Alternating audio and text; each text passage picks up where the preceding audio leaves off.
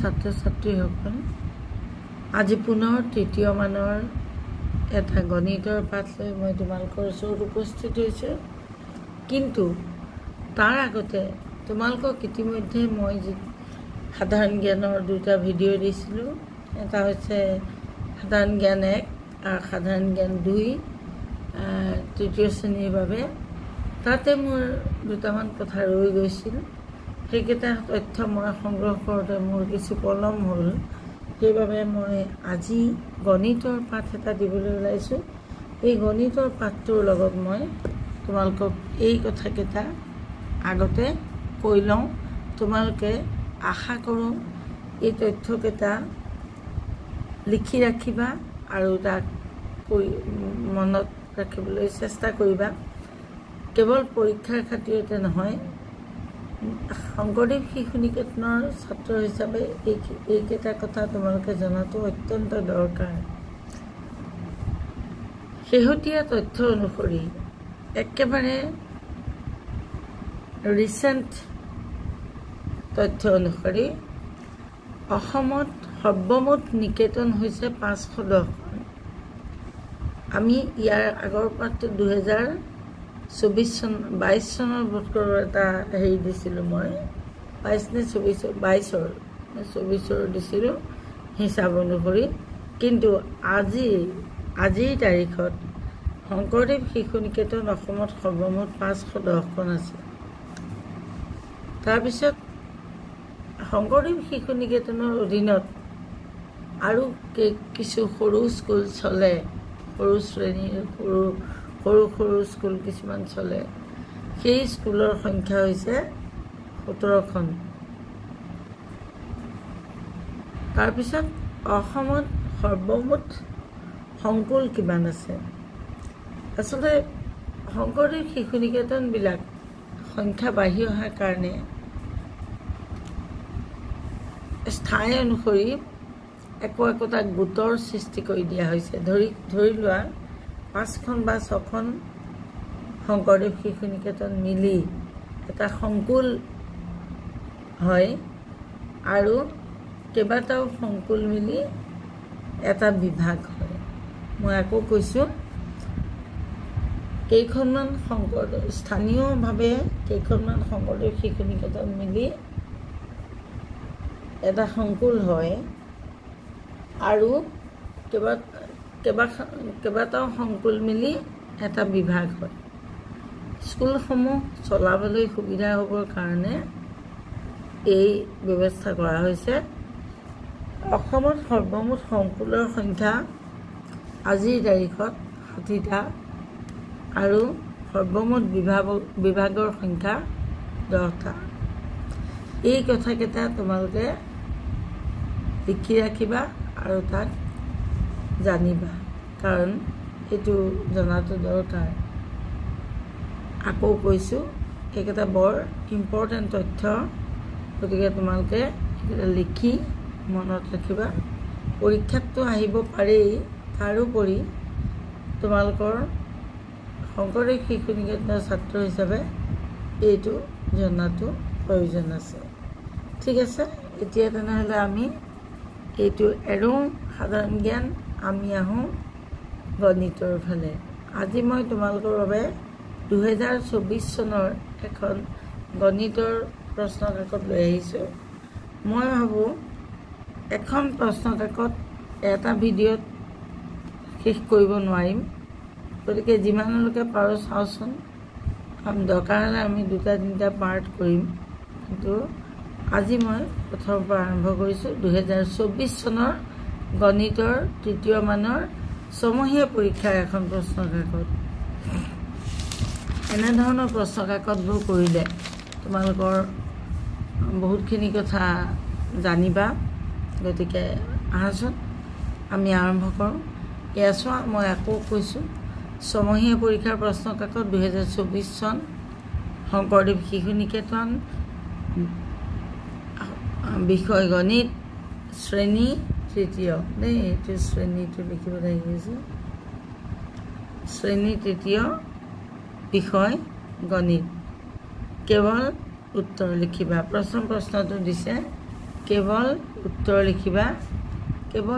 লিখিবা এই প্ৰশ্নত সঁচাকৈ কেৱল উত্তৰে লিখিব লাগে প্ৰথম অংকটো দিছে ক অংক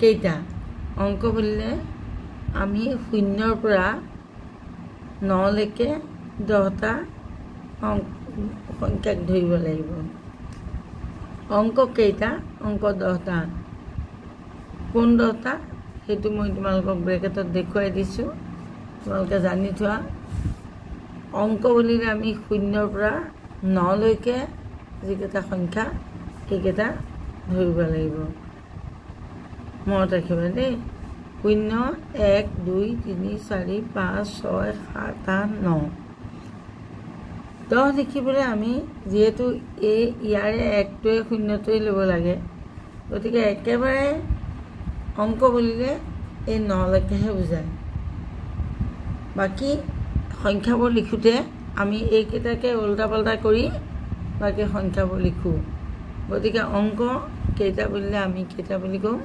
10টা তাৰপিছত আহিলে খ বিয়োগফল ডেশ যোগ ডেশ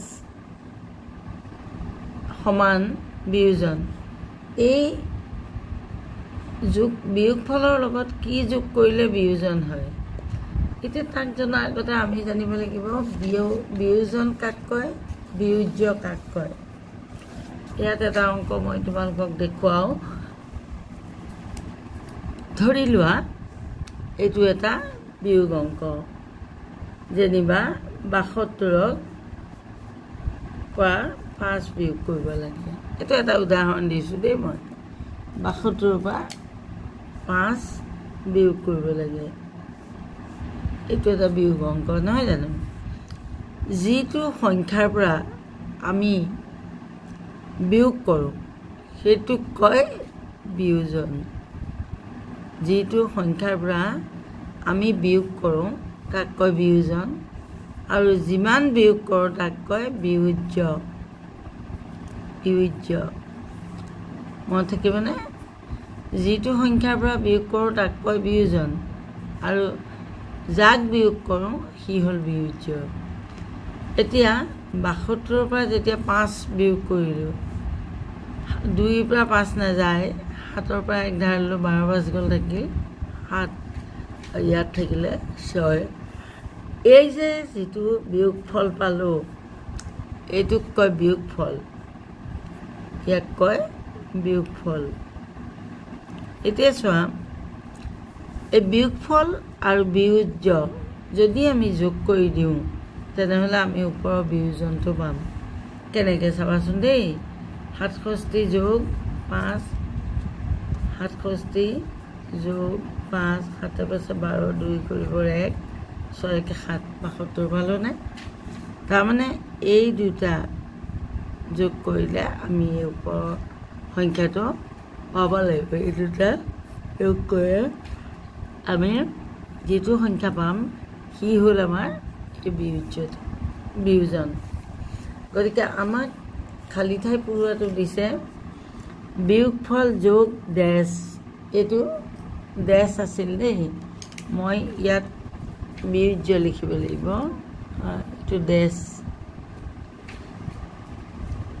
সমান বিয়োজন এতিয়া বিয়োজন পাবলৈ হ'লে আমি কি কি কৰিব লাগিব বিয়োজন পাবলৈ হ'লে আমি এই বিয়োগফল আৰু বিয়োজ্যত যোগ কৰিব লাগিব তেতিয়া আমি কি পাম বিয়োজন এইটো এতিয়া তোমালোকে প্ৰশ্ন কাকত আহিলে তাতে যদি উত্তৰ কৰিবলৈ আহে তেনেকৈ খালী ঠাইটো পূৰা কৰি দিলে হৈ যাব তাৰপিছত আহিলে 0 পূৰণ 9 0ৰে যি সংখ্যাকে তুমি পূৰণ নকৰা সদায় তাৰ উত্তৰ কি হয় 0 0ৰে যি সংখ্যাকে পূৰণ নকৰা সদায় 0 হয় উত্তৰ গতিকে 0 পূৰণ 9 উত্তৰ হ'ব 0 তাৰপিছতে ঘ হৰণ কাৰ্যৰ বিপৰীত প্ৰক্ৰিয়া কি হৰণ কাৰ্যৰ বিপৰীত প্ৰক্ৰিয়া হৰণ কাৰ্যৰ বিপৰীত হৰণ কৰিলে কমি যায়, পূৰণ কৰিলে বাঢ়ি যায়। গতিকে হৰণ কাৰ্যৰ বিপৰীত প্ৰক্ৰিয়া হ'ব পূৰণ। 5টা স্থানত লিখিব পৰা আটাইতকৈ সৰু সংখ্যাটো কি? 5টা স্থানত লিখিব পৰা আটাইতকৈ সৰু সংখ্যাটো কি? আটাইতকৈ সৰু সংখ্যা 1 2 3 4টা শূন্য বহাই দিলে আৰু লগত 1 বহাই দিলে এইটোৱে হৈ গ'ল 1 অযুত। তাৰপিছতো আহিলে মান নিৰ্ণয় কৰা। মান নিৰ্ণয় কৰা অংক কি কি আহিছে চোৱা।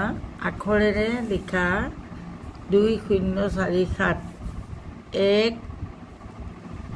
1 10 1000।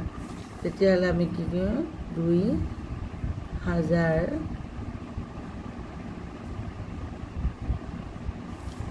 তাৰপিছত এইটো শূন্য সৰঘৰত শূন্য, এইটো লিখা দৰকাৰ নাই। তাৰপিছতে 47 2047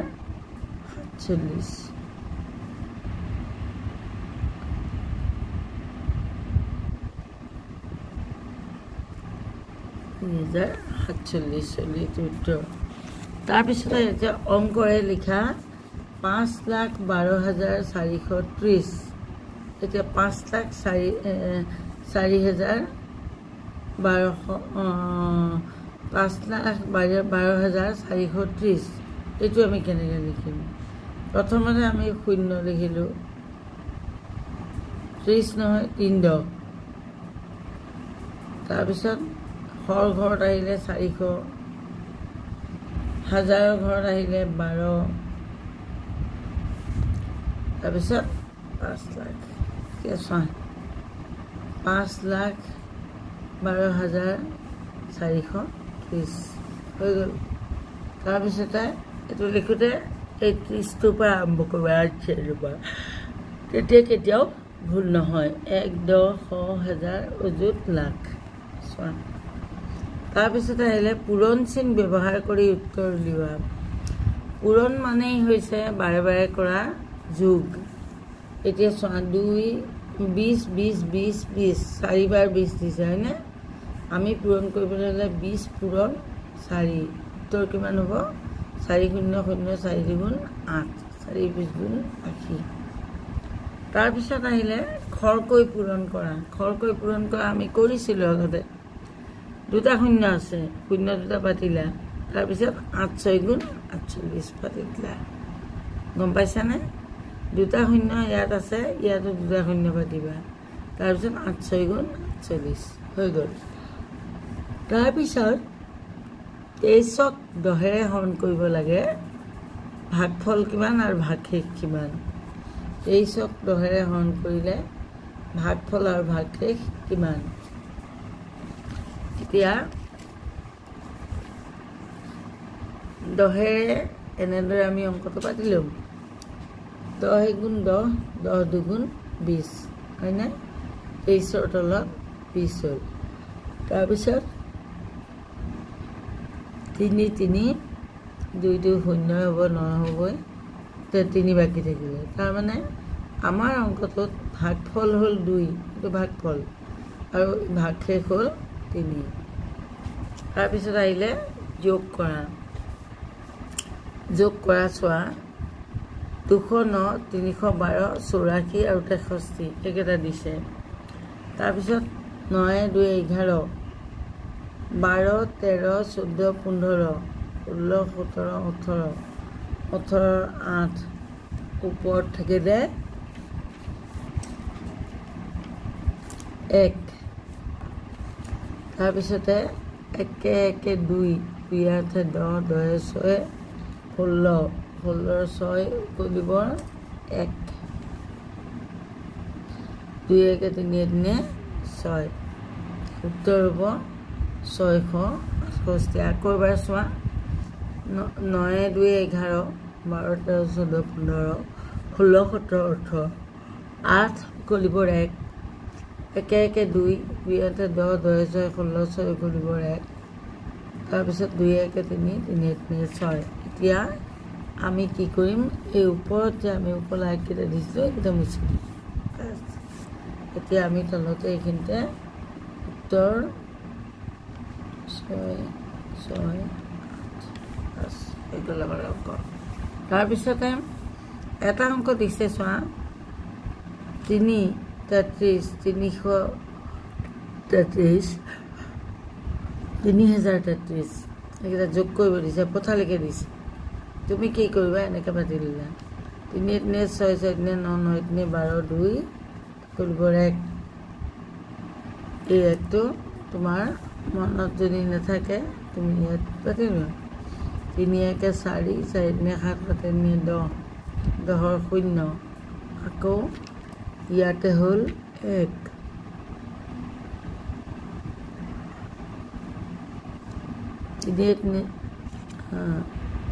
তিনিয়ে একে নহয় এটা 3 থাকিল নহয় 3 3 6 6 একে 7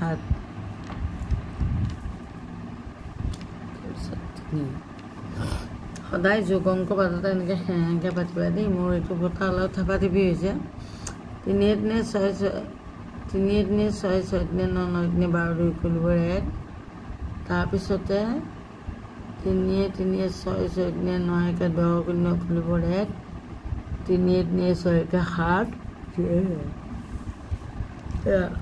উত্তৰ হ'ব তো কিমান হ'ব 3702 তাৰপিছতে বিয়োগ কৰাটো চোৱা 7ৰ শূন্য গ'লে 7 হ'ব শূন্য মানে একো নাই 7 আছিলে শূন্য গ'ল 7টা থাকিল 7টাই থাকিল তাৰপিছতে এইটোতো শূন্যটো নাযায় এইফালৰ পৰা আমি 1 লৈ আহিলোঁ 10 হ'ল 10ৰ 8 গ'ল থাকিল 2 তাৰপিছত ইয়াত কি হ'ব ইয়াতে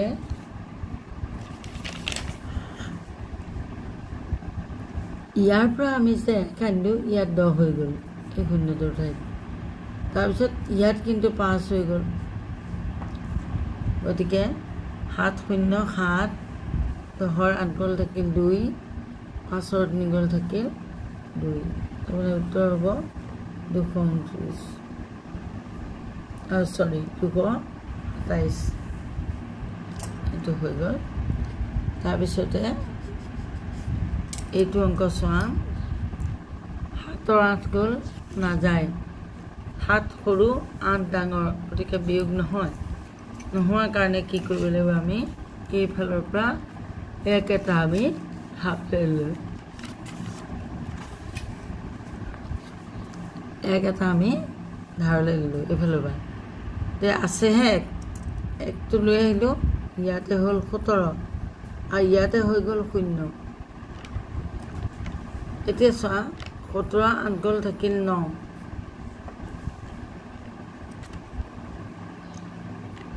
8 গ'ল থাকিল 9 তাৰপিছতে ইয়াতে 0 হৈ আছে ন 0ৰ পৰা আকৌ 7 নাযায় আকৌ 1 ধাৰ কৰিলোঁ 1 ধাৰ কৰিলে ইয়াত 10 হৈ গ'ল আৰু ইয়াত কি হ'ব 5 গতিকে চোৱা 10ৰ 7 গ'ল থাকিল 3 5ৰ 4 গ'ল থাকিল 1 আৰু এই একটো আহিল উত্তৰ হ'ব 1139 এইখিনিলৈকে ভিডিঅ'টো এৰিলোঁ কাৰণ একেলগে গোটেইখিনি কৰিলে আমাৰ কি হ'ব পেপাৰখন কমপ্লিট হ'ব কিন্তু বুজি নাপাবা গতিকে আমি এইখিনিলৈকে আজি এৰিলোঁ ইয়াৰ পিছৰ ভিডিঅ'ত আমি পিছৰ অংকখিনি হ'ব এৰিছোঁ দিয়া